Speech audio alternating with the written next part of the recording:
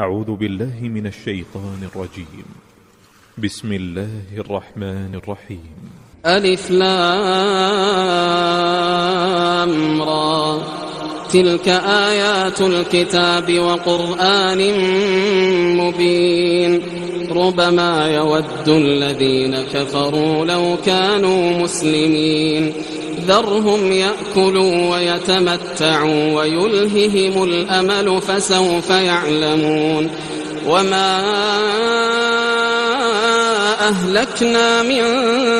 قرية إلا ولها كتاب معلوم ما تسبق من أمة أجلها وما يستأخرون وقالوا يا أيها الذي نزل عليه الذكر إنك لمجنون لو ما تأتينا بالملائكة إن كنت من الصادقين ما ننزل الملائكة إلا بالحق وما كانوا إذا منظرين إنا نحن نزلنا الذكر وإنا له لحافظون ولقد أرسلنا من قبلك في شيع الأولين وما يأتيهم من رسول إلا كانوا به يستهزئون كذلك نسلكه في قلوب المجرمين لا يؤمنون به وقد خلت سنة الأولين ولو فتحنا عليهم بابا من السماء فظلوا فيه يعرجون لقالوا إنما سكرت أبصارنا بل نحن قوم مسحورون ولقد جعلنا في السماء بروجا وزيناها للناظرين وحفظناها من كل شيطان رجيم إلا من استرق السمع فأتبعه شهاب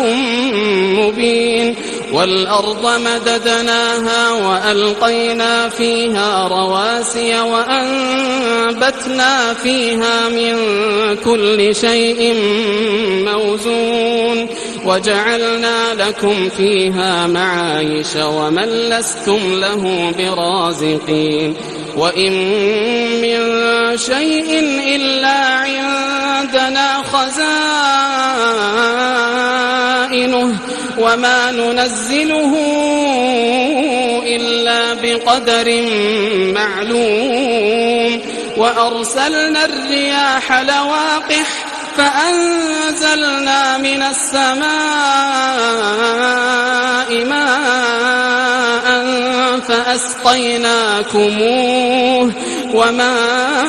أنتم له بخازنين وإنا لنحن نحيي ونميت ونحن الوارثون ولقد علمنا المستقدمين منكم ولقد علمنا المستأخرين وإن ربك هو يحشرهم إنه حكيم عليم ولقد خلقنا الإنسان من صلصال من حمأ مسنون والجان خلقناه من قبل من نار السموم وإذ قال ربك للملائكة إني خالق بشرا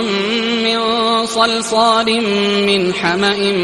مسنون فإذا سويته ونفخت فيه من روحي فقعوا له ساجدين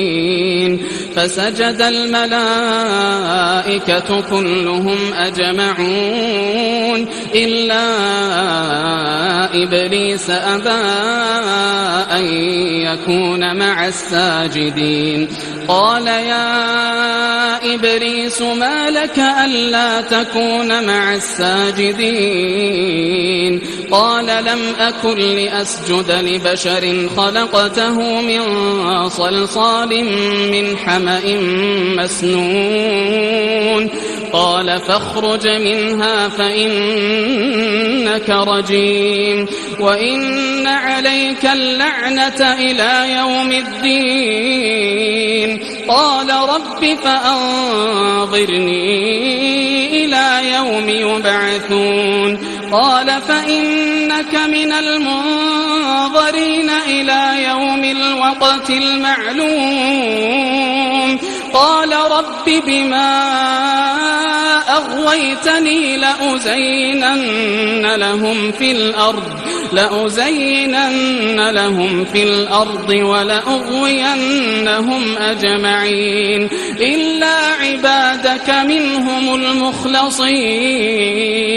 قال هذا صراط علي مستقيم إن عبادي ليس لك عليهم سلطان إلا من اتبعك من الغاوين وإن جهنم لموعدهم أجمعين لها 7 أبواب لكل باب منهم جزء مقسوم إن المتقين في جنات وعيون ادخلوها بسلام آمنين ونزعنا ما في صدورهم من غل إخوانا على سرر متقابلين لا يمسهم فيها نصب وما هم منها بمخرجين نبئ عبادي أني أنا الغفور الرحيم وأن عذابي هو العذاب الأليم ونبئهم عن ضيف إبراهيم إذ دخلوا عليه فقالوا سلاما قال إنا منكم وجلون قالوا لا توجل إنا نبشرك بغلام عليم قال أبشرتموني على أن مسني الكبر فبم تبشرون قالوا بشرناك بالحق فلا تكن من القانطين قال ومن يقنط من رحمة ربه إلا الضالون قال فما خطبكم أيها المرسلون قالوا إنا أرسلنا إلى قوم مجرمين إلا آل لوط إنا لمنجوهم أجمعين إلا امرأته قدرنا إنها لمن الغابرين فلما جاء آل لوط المرسلون قال إنكم قوم منكرون قالوا بل جئناك بما كانوا فيه يمترون وأتيناك بالحق وإنا لصادقون فأسر بأهلك بقطع من الليل واتبع أدبارهم ولا يلتفت منكم أحد وامضوا حيث تؤمرون وقضينا إليه ذلك الأمر أن دابر هؤلاء مقطوع مصبحين وجاء أهل المدينة يستبشرون قال إن هؤلاء ضيفي فلا تفضحون واتقوا الله ولا تخزون قالوا أولم ننهك عن العالمين قال هؤلاء بناتي إن كنتم فاعلين لعمرك إنهم لفي سكرتهم يعمهون فأخذتهم الصيحة مشرقين فجعلنا عاليها سافلها وأمطرنا عليهم حجارة من سجيل إن في ذلك لآيات للمتوسمين وإنها لبسبيل مقيم إن في ذلك لآية للمؤمنين وإن كان أصحاب الأيكة لظالمين فانتقمنا منهم وإنهما لبإمام مبين ولقد كذب أصحاب الحجر المرسلين وآتيناهم آياتنا فكانوا عنها معرضين وكانوا ينحتون من الجبال بيوتا آمنين فأخذتهم الصيحة مصبحين فما أغنى عنهم ما كانوا يكسبون وما خلقنا السماوات والأرض وما بينهما إلا بالحق وإن الساعة لآتية فاصفح الصفح الجميل إن ربك هو الخلاق العليم ولقد آتيناك 7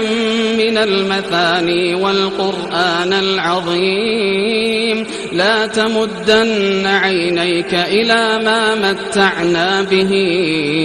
أزواجا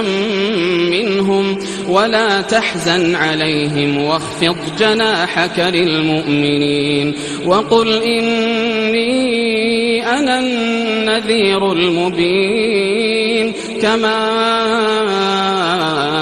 أنزلنا على المقتسمين الذين جعلوا القرآن عضين فوربك لنسألنهم